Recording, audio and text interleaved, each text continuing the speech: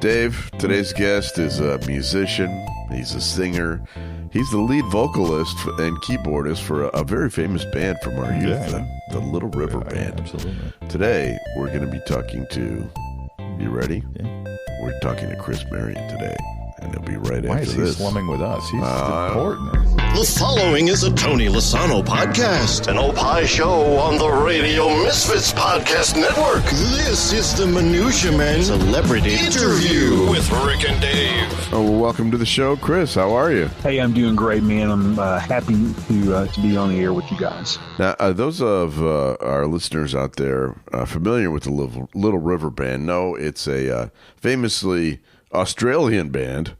And Chris is from down under, as well, as you can hear with his voice. He's from down under Chicago in Tennessee. Hey, Chris, when you flush a toilet in Tennessee, does it go counterclockwise or clockwise?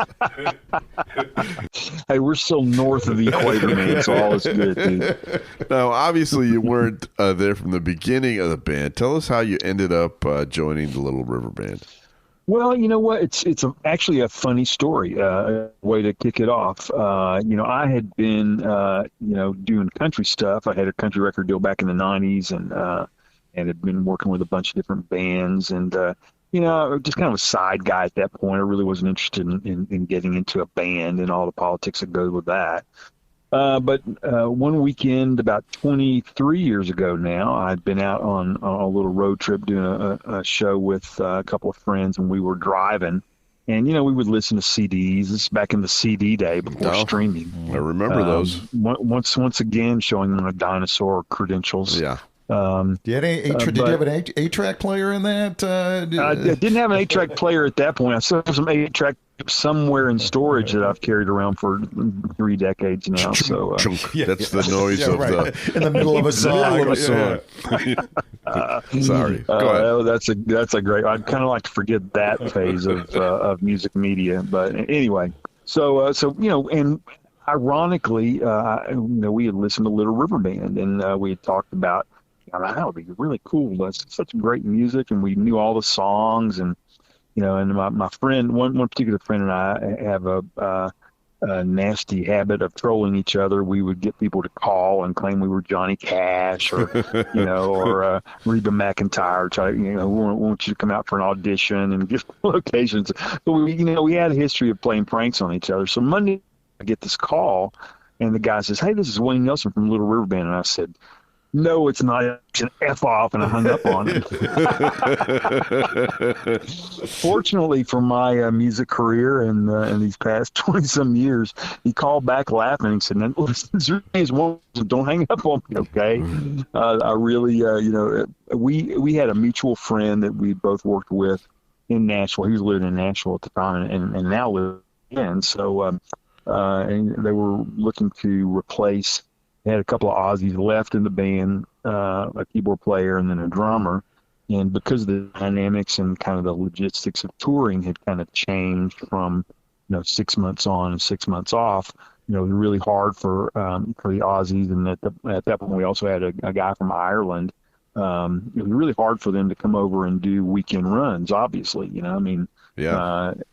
But that's the way the industry changed. So they were looking at replacing with some stateside guy, and my friend said, "Hey, this is a guy to call, man. Don't do an audition. Been there, done that, and sings high harmonies and keyboard player." And so sure enough, man, they had a date in 10 days, wow. And that was kind of my audition by fire. So I've been doing it since. The story that you just told, we interviewed Alan White from Yes, the drummer for Yes. Mm-hmm. And John Lennon called him for the Plastic Ono Band, and he did the exact same thing. It's like, it's John Lennon. Yeah, right. Fuck you, Skippy. Exactly, man. Yeah, it was just it was so ironic that we had seriously, man, like 2 days before, I'd listened to Little River Band and talked about how what a cool collection of songs. And I truly was a fan of the music. I mean, it was. It was so consequential in my high school and college time, and the harmony, as a singer, the harmony vocal band thing had always been one of my favorites. And actually, as a matter for that particular show, it was in Bethlehem, Pennsylvania, and Poco opened for us, which I was a huge fan of Poco as well. Poco. So that's been, that was a cool. It was an easy kind of plug in to make for me because it fit right in my wheelhouse. So, did that give you extra pressure? I mean, you're joining a band that is already so well known. Did you put more pressure upon yourself? I mean, what was that like? I mean, it kind of had to be kind of daunting, right?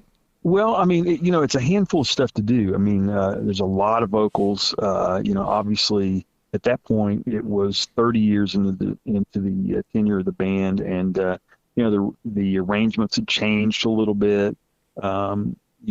So there was pressure from the standpoint of just really wanting to do it well. Mm-hmm. I mean, the band was great. Everybody played really well, and there's a level of professionalism that you feel obligated to meet.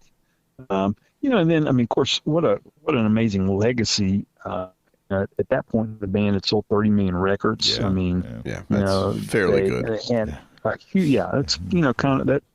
Send some mailbox money to the guys that wrote the songs, and but I mean, it's just an iconic band. So you don't want to drop the ball and be half-ass at it. You want to be good, and but I have to say that from the very beginning with this band, I mean, Wayne Nelson, he was really kind of the last man standing. I mean, he sang "Take It Easy on Me" and "The Night Owls," two of the big 6 songs that the band had. So he's probably the hardest working guy in the band. I mean, he's got the rock creds. Was on the HBO special and sang a couple of the big hits. But man, he's the easiest guy to work with.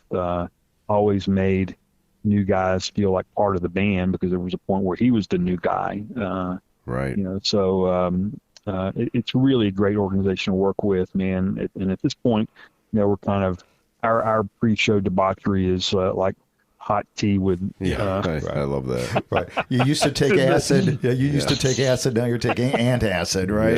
Exactly, man. Things have shifted a little bit, to try to survive and be out there and actually pull off a 90-minute show.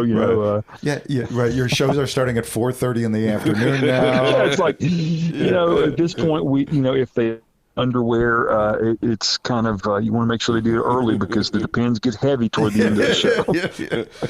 But you joke about it, but the Little River Band, they're known for their vocal harmonies, and that's a very complex thing to just pick up and just stick somebody inside of that, right? Well, there's kind of a skill set that you have to have really to be in this band. Of course, you have to be a good singer. You have to really be able to pull off the blend and the harmony chops. And plus at this point, I think, you've got to be able to respect the music and what the Aussies created. I get to sing "Reminiscing" in the show, which was my favorite song from the collection. And it's a tough song to sing. It's a rangy song. It's a vibey kind of shuffle song. And I think you've got this obligation to the fans who this music has resonated with them. Now for 51 years. And some of these songs they've been listening to for almost 5 decades. And so you've got, I think you've got an obligation to really step up to the privilege of being able to carry on that legacy. And that's probably the bigger, at this point, it's kind of like muscle memory. I've been doing this for so long that, I can think about what I'm going to have for dessert after the show, while I'm doing the song. But you never, if you really want to have longevity in this business, you never really take that for granted. You've got a commitment and an expectation from the fans that have followed you loyally, spend their good hard-earned money on you and your product, and the least you can do is step up and do your best and take it seriously and really honor that loyalty that they show you. You mentioned "Reminiscing," And when you said the title of that song, I immediately flashed back to high school slow dance. Yeah, right. I'd like to thank you and the band for one of the best nights of my life. Right. Claudia Schniffenhofen is going to five of the best minutes of your life. Exactly. Now, I know there have been lots of lawsuits in Little River Band world, and we're not going to get into all that today, but except for this one thing. If someone in America... We're suing you, by the way. Yeah. If somebody in America sees... Take a number, buddy. If we see that the Little River Band is coming to town... That's you and your band, right? I mean, there aren't other Little River bands out there, are there? Exactly. Yeah, they're. Long story short, it has been a contentious struggle through the years. The long, back in about the time of the 30th anniversary. The founding guys who had left the band. I mean, they left the band really under their own auspices. I mean, some of them got settlements and they all signed severance contracts, and essentially gave the rights to the trademark of Little River Band to the remaining members. Right. So this was a legal process that they signed off on, and they were compensated for, and continued to make really handsome royalties. I mean, Reminiscing's played over 5 million times on the radio, one writer on it. Yeah. Graham Goebel. So they've, with at this point, I think we're 36 million records sold. So mechanical royalties and airplay royalties have made these guys handsomely wealthy. And for many years, the band toured with their blessing. They were like Uncle Wayne and Uncle Stephen, who was the guitar player at the time. And so at about the 30th anniversary, they decided they wanted to get back together, and rather than get in touch with Wayne and Steven and say, let's get the band back together and tour, make some money, they tried to take the trademark back. They basically sent a letter to Wayne and Steven saying, hey, thanks for keeping the tribute band going. We'll be touring now, and best of luck in your future endeavors. Wow. Tried to fire them from the band that they had actually, hadn't been in, one or two of them hadn't been in for like 20 years. So, so from that point on, courts got involved and attorneys got involved, and Stephen, who actually owns the trademark, won a court battle. And, so from that point, it's been very contentious. And I mean, look, I'm a fan of what they created, and, I respect their history with the band, and, we've certainly never disparaged them. They're, like I said, man, we're, maybe perhaps unwilling, but we're partners in this legacy, and, we couldn't have done it without them, and we pay deference to them all the time. But yeah, it's been contentious sometimes, but you have to push ahead because at this point, and I think the reality for bands of our era, personnel changes a lot. Their health issues. When you get guys in their 60s and 70s, it's hard to keep out there doing 80, 90, 100 shows a year and singing these songs that you sang in your 20s or teens even. So the reality is that faces change in all bands if they survive. Yeah, it's certainly not just you guys. I mean, there's a band called Styx here from Chicago. There's two different versions of them, touring around. And they were all in the same band at the same time, and they hate each other, and they don't talk. And it happens. It's sad. It's sad that kind of stuff happens. But the reality is, people love the music. The fans want to hear the music. And I think that the vast majority of fans really don't care, for the most part, who's doing it, as long as it sounds like they remember it, and as long as it's a good quality show that's engaging. I think they'll forgive personnel changes, and because they just want to hear. And the case in point to that is that, man, these tribute shows are just as are just as busy as we are. Yeah. I mean, all these, and there's some great tribute bands out there that do it well. And people want to hear that, man. So they don't want to get caught up in the politics and stuff. I know there's, the big Guess Who stuff with Randy Bachman. Oh, yeah, that's right. Yeah, that's another one. I mean, I knew those guys who were touring as Guess Who. We worked with them some, and great guys. But but they want it back, man. And I don't. I mean, the thing is with our guys. I mean, they're pretty advanced in age. I mean, Beeb lives here in America, but Graham and Glenn has Parkinson's disease. He couldn't come to America, and I don't think Graham is in great health either. So I mean, even if they wanted to tour as Little River Band, they couldn't come over here and do it.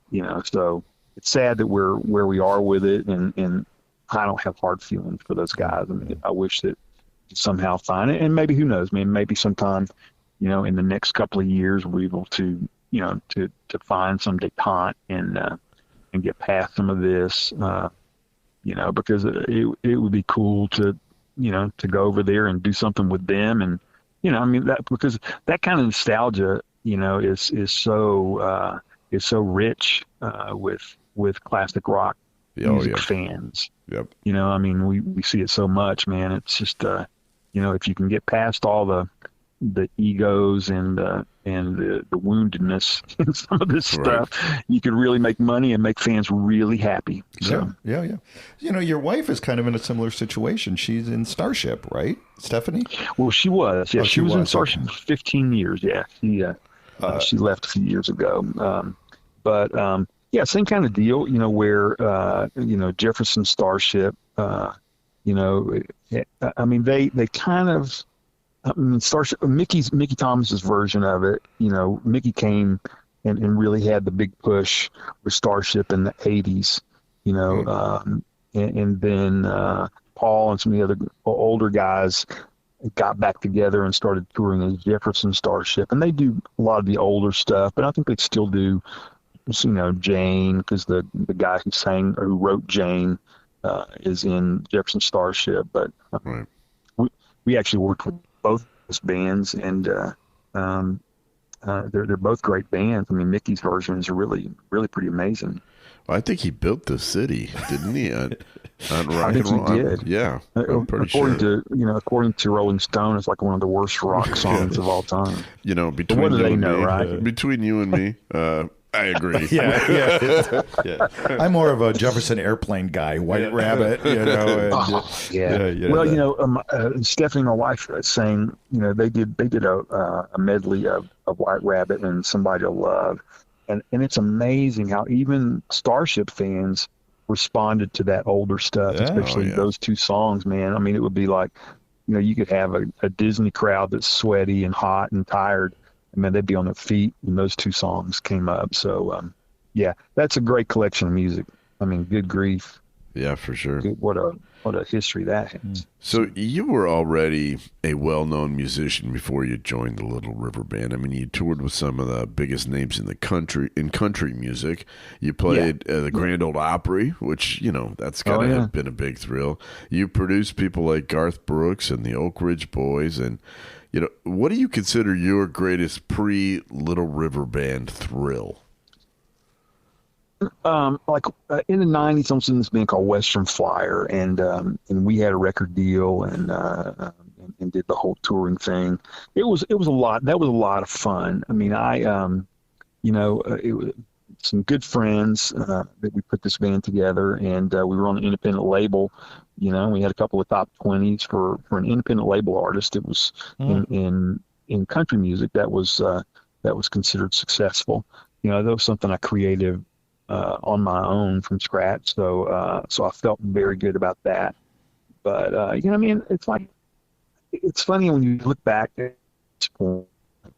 In retrospect, you look at your career and the things you've done, and I've been so blessed, man, to have such cool opportunities in a bunch of different genres. I mean, when I moved to Nashville, I ended up getting into Christian ministry, and I toured with a guy named Stephen Kurtz Chapman, great contemporary Christian artist, and did a bunch of stuff, for Vacation Bible School, man. It's had a bunch of different hats, and then got into the country industry.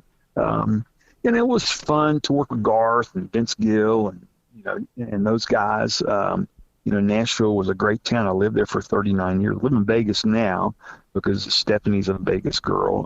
But Nashville was home for almost 40 years. And it really gave me a place to start my career. Just the sensibilities musically there. It was just, I had a unique skill set that really kept me busy with things, and very grateful to have done it. I would say, honestly, probably one of the coolest experiences I've ever had was really not in the country thing. It was after I got into Little River Band. The first year I was in the band, we did this trip to Amsterdam and did a huge rock festival over there called the Aerofest. And there were like 110,000 people at this festival. I was kind of like hillbilly, at that point, and we'd played for some big crowds, back in the country scene, but not a crowd that big. And I remember we, at one point during Cool Change, the crowd was singing so loud that we couldn't even hear our monitors, and we just kind of started, we just played and let them sing along. And it was just really a phenomenal experience to see that, that kind of humanity, and experience that energy from a crowd. Like all kinds of cool, it was huge. Meatloaf closed it. There were Crosby, Stills and Nash, and Styx was there, Foreigner. And, it was kind of fun to hang out with Stephen Stills backstage. Kind of surreal, man. Yeah. So was that bigger than doing this podcast? Well, I would say, until this podcast, that was probably one of the most memorable experiences. Okay. Now, at this point, the new bar has been set. Right. You got to constantly recalibrate, right? Yeah. So, in the future now, when people ask me, what's one of the biggest experience, most coolest experiences you've had in this industry? It'll be this podcast. Right. I don't remember the guys' names. But it was very cool. Awesome. Yeah. Tom and Jim, whatever. Tom and Jerry, I think. Is, Tom and Jerry, those guys that's the best podcast I've ever participated in. So, we've had a lot of musicians on the show, and one of the things we like to do is isolate them by their instrument and ask you to tell us the Mount Rushmore of keyboardists in your mind. As someone who's played keyboards his whole life, who is it that you look up to and you think those are the best? Well, look, for my chops and my style of playing, probably Michael McDonald. And I know he's not the most well-known or at least acclaimed players from a keyboard technically, but for my musicality, probably the stuff that he played was so consequential. Yeah. In high school, learning Doobie Brothers stuff once he joined, and then following him, through the years. I love the way he plays. Donald Fagen, another player. I was huge Steely Dan fan, and listened to that stuff religiously. Billy Joel, Elton John, two amazing rock keyboard players. Yeah, they've been okay. Yeah, but that's got. I was never one of the guys musically. I took classical lessons for 12 years. As a young guy, and can read music really well, and that's helped me. It's been a great resource, through the years, career-wise, that I could read music. But I was never really, all the classic rock, prog rock players. I appreciated what they did, and respected what they did. But I was always more of a, more of a pop rock player, and that's really where my inspiration came from. What about that kid from Austria, Wolfgang Mozart? Wolfgang. His last album. Thoughts? His last album was fantastic. Oh, he was the best. That dude. Look, those guys. Some of those guys really could school all of us rockers on debauchery. Man, holy crap! Man. They were rock stars before rock star became Good an point. idiom. Good point. Well, chill away, man. Yes. Promo yourself. Promote. Where can people follow you? Talk about tours, whatever. Yeah, absolutely, man. Well, so we're out on tour. I mean, we tour probably 85, 90 shows a year all over the country, North America primarily, but we'll go to Europe and like New Zealand and Mexico, Canada stuff, but primarily North America. You can go to littleriverband.com to see our schedule, tickets, merchandise, all there. I live in Vegas, and so my wife and I, Stephanie, have a regular residency at a place called the Composer's Room here in Las Vegas, a little 125 seat thing, and we have a thing called the B-listers. We call ourselves the B-listers, and do kind of a really cool themed show around a couple of times a month, typically. We'll pick a theme, sometimes it's yacht rock, sometimes it's songs that start with B. Oh, cool. A variety of things, but it's a new show every time we do it, and that's kind of taken off. It's been kind of a fun thing to do. And then she and I, we'll do a little touring around the country. We've got a show coming up in June in Lewis, Delaware, at a place called The Room. Really great place up there. And then we do some stuff just around the country as the B-listers. But, you can find our stuff at theblisters.com for more information and useless minutia on us. But there's some shameless plugs. That's perfect. We appreciate you very much. When you come to Chicago, do you have any Chicago plans coming up? Do you know? Dude, you know what? We were seriously, I can't believe that, but we were in Chicago last Friday. Oh, no. Really? Oh. Yes. We timed it badly.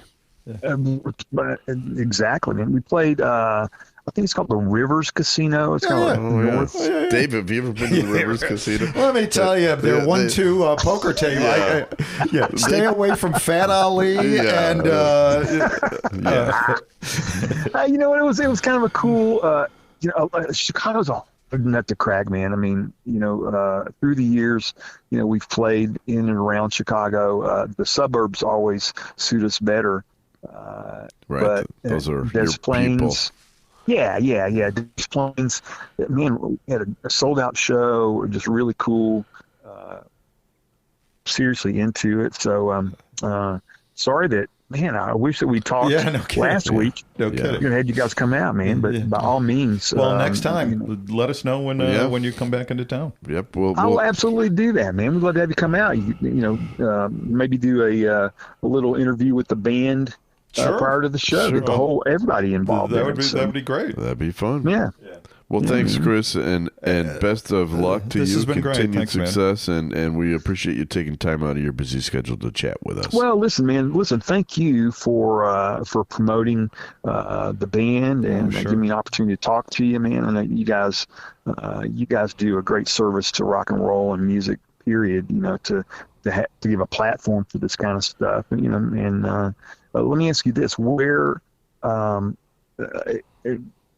can you get Brandon maybe to send me some information on where we could link this to our social media? Sure. Oh, for sure. And that way people can check it out and listen to it. We've got a nice fan base that likes these kind of ancillary little tidbits and opportunities to hear stuff about the band. So I know that have a bunch of folks who would tune in. They'd love to hear the interview. So absolutely. We'll send you a link. Hey guys, thanks a lot. Have a great day, man. We'll talk to you soon. Okay. All right, buddy. Take it easy, Chris. Bye bye. Bye. There he is. No, that's a good guy. Chris Marion. Seems like a nice guy, doesn't he? Very cool guy. I mean, really, I'm bummed that we were a few days ago and we didn't. The year was 1979. Dave. Okay, a young Rick Kempfer. Right. What were you wearing? Maybe it was 1980. What year did Reminiscing come out? But whatever year that came out. I remember exactly who I was slow dancing with. Okay, who was it? Her name was Doreen Dick. Oh, okay, Yeah. okay. She was a classmate of mine. Uh-huh. And, was this in Heidelberg or was this was in Mount Prospect? It was in Heidelberg. Oh, it was Heidelberg. Yeah. Okay. Yeah. You know, nothing happened after that, but for me, it was, you know, a slow dance. It was just like, this is why people slow dance. Yeah, right. How was Little Ricky doing, if you know what I'm saying? No comment.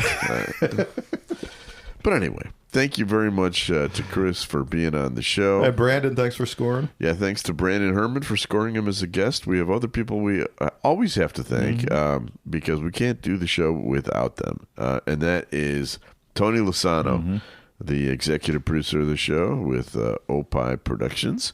Also, what's our podfather's name? Ed Silla. Ed Silla, who is with the Radio Misfits Podcast Network. Great Talk Radio isn't dead. It just moved to a better place. RadioMisfits.com. And we'll be back again next week with a brand new episode of Newsman Celebrity Interview. The proceeding was a presentation of the Radio Misfits Podcast Network. Find our other great shows on iTunes, Stitcher Radio, and at RadioMisfits.com. Thank you. This has been a presentation of Opie Productions. Tony, can you shut up? All right, Adam, what country are you from? I am from England. What is the best soccer league in the entire world? The English Premier League. What is your day job? Director of coaching for Illinois Youth Soccer. So if you were, say, a fan of English Premier League and you wanted to hear the opinions of someone who is from England, who knows a lot of soccer, what podcast would you tell people they need to listen to? Free Kicks with Adam and Rick. And that's on the Radio Misfits Podcast Network. Free Kicks, a Tony Lasano podcast, an Opie show on the Radio Misfits Podcast Network. Great talk radio isn't dead. It just moved to a better place. RadioMisfits.com.